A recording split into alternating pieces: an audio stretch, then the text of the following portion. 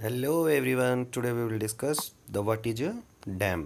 आज हम देखेंगे कि डैम क्या होते हैं। आज हम चैप्टर में हम देखेंगे कि डैम होते क्या हैं एक्चुअल में।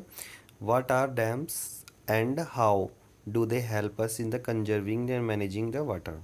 ठीक है, किस प्रकार से डैम हमारी हेल्प करते हैं। डैम्स वर ट्रेडिशनली, देखो कुछ डैम्स ऐसे थे कि जो रिवर्स के ऊपर बनाए गए थे। ठीक है, और वर्षा के पानी को सुरक्षित करने के लिए, इरिगेटर जैसे एग्रीकल्चर फील्ड को सुरक्षित करने के लिए, एग्रीकल्चर फील्ड में देने के लिए। ठीक है, today dams are build not just for irrigation. ठीक है, आज जो डैम बनाए जाते हैं वो सिर्फ केवल सिंचाई के लिए नहीं बने जाते, but for electricity generations, water supply, for domestic uses.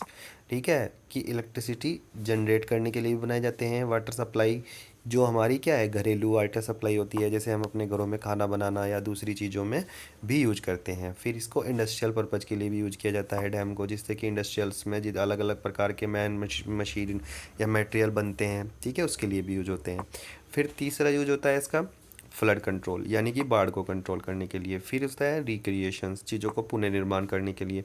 फिर होता है इनलैंड ऑफ नेविगेशंस, और पूरी तरह से दूसरे, यानी कि जब नदियों के मार्ग से कहीं पर भी हमें एक स्थान से दूसरे स्थान पे जाना हो, नेविगेशंस यानी कि जहाज़ों के लिए द्वारा या नाव के द्वारा, तो उसमें भी हमारी हेल्प करते हैं। और फिश ब्रीडिंग, और मछलियाँ पकड़ने में भी, और मछलियों के व्यापार में भी ये हेल्प करते हैं। हैंस, ठीक है, dams are the now refer the multipurpose project. ठीक है, और अब समझ में आ गया होगा आपकी कि ये मल्टीपर्पज क्या है। मल्टीपर्पज का मतलब है बहुउद्देश्य, यानी कि अलग अलग प्रकार के उद्देश्यों के लिए डैमों को बनाया जाता है। यानी कि केवल सिर्फ क्या है कि वाटर कंजर्वेशन से ही इनका उद्देश्य नहीं होता, या फ्लड कंट्रोल के लिए नहीं बनाए जाते।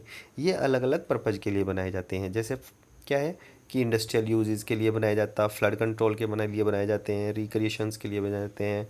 ठीक है, और इनलैंड नेविगेशंस के लिए बनाए जाते हैं। फॉर एग्जांपल, सतलुज और ब्यास रिवर पर जो भाखड़ा नागल प्रोजेक्ट बनाया गया है, क्या है ये हाइड्रोलिकल पावर प्रोडक्शंस, और यहाँ पे क्या है कि यहाँ पे इलेक्ट्रिसिटी भी जनरेट हो रही और इससे इरिगेशंस भी बन रही।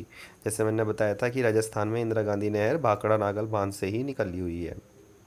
ठीक है, तो similarly Hirakud project in the Mahanadi basin the integrated the conservation of water.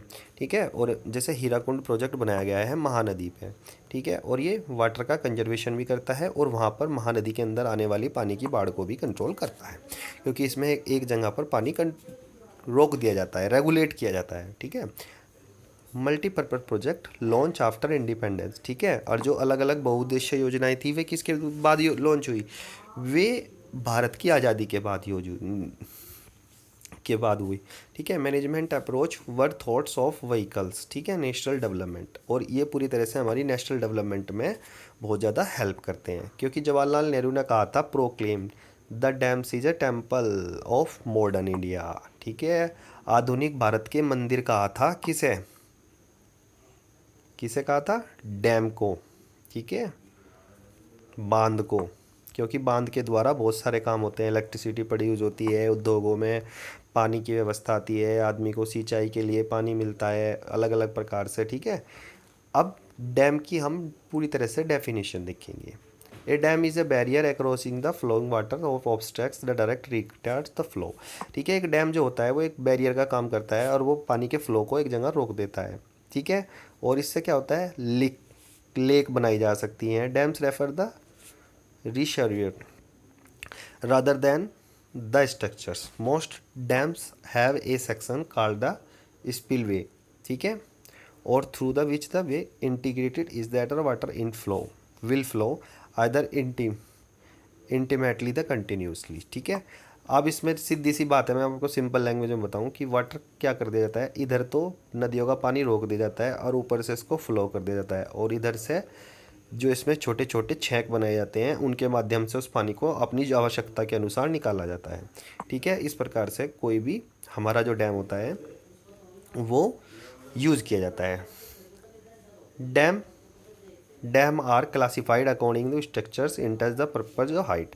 ठीक है, डैम डैम उसके बाहरी आकार के अनुसार होते हैं, उसकी हाइट के अनुसार होते हैं, उसके बेस्ड ऑन स्ट्रक्चर्स, उसमें मटेरियल यूज होता है। ठीक है। Dam classified as the timber dams, timber dams लकड़ी के बने होते हैं, इम्बार्क डैम्स कंकड़ और पत्थर के बने होते हैं, और मैसनरी डैम्स आपको मैंने बताए थे कि मैसनरी डैम्स किसके बने होते हैं, मैसनरी डैम बने होते हैं आपके ईंट के और प्लास्टर के। ठीक है। According to the height dams categories large dam. ठीक है। And major dams alternative as a low dams, mediums height and high dams. ठीक है। यानी कि कुछ डैम्स ऐसे होते हैं ऊंचाई के आधार पे भी बने होते हैं। ठीक है। इनको हम बड़े बड़े डैम्स, फिर उससे छोटे डैम्स, और फिर सबसे छोटे डैम्स, ठीक है, मीडियम हाइट के डैम्स भी बनते हैं।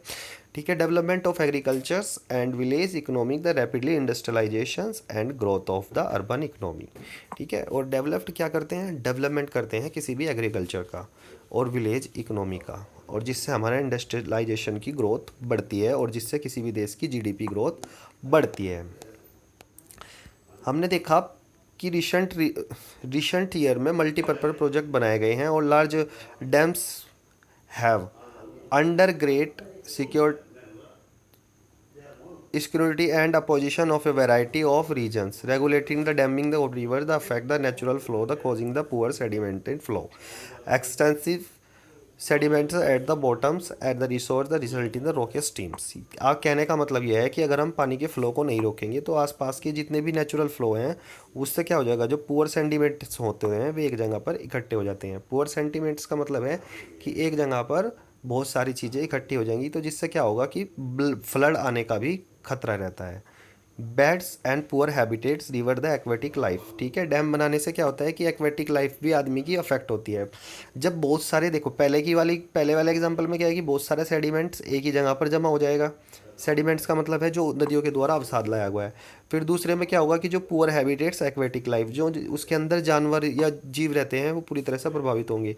Dam also the fragments rivers marking to defect the difficult aquatic fauna and migrate. ठीक है। और जो बहुत सारी गंगेटिक डॉल्फिन्स हैं या दूसरी जीव जातियाँ हैं वो पूरी तरह से जो हैं उसके अंदर से गायब होती चली जाएगी। ठीक है। और क्या है, the resource that the created the flood plains, और पूरी तरह से फ्लड प्लेन्स को भी फ्लड प्लेन्स के द्वारा एग्जिस्टिंग जो वहाँ की आसपास की वन्य जाति या जीव जंतु गायब हो चुके हैं, किसके कारण, कि वहाँ पर डैम बनाने के कारण। ठीक है। और ये इसके डिसएडवांटेज हैं एक तरह से। ठीक है। क्या होगा कि वहाँ पे एक्सिस्टिंग वेजिटेशन और सोयल लीडिंग टू इस decomposition of the period of time. जब देखो कहीं पर बहुत महंगा प्रोजेक्ट लगाया जाएगा, डैम लगाया जाएगा, तो सीधी सी बात है कि वहाँ पर क्या होगा, वहाँ की आसपास की जो सोयल होगी और वहाँ की जो आसपास की वन्य जीव वन्य वनस्पति होगी वो धीरे धीरे गायब होती चली जाएगी। ठीक है। और जो जंगल में रहने वाले जीव जंतु हैं उनके आवास को भी पूरी तरह से प्रभावित किया जाएगा। ठीक है। तो आज के लिए इतना ही। Thank you very much.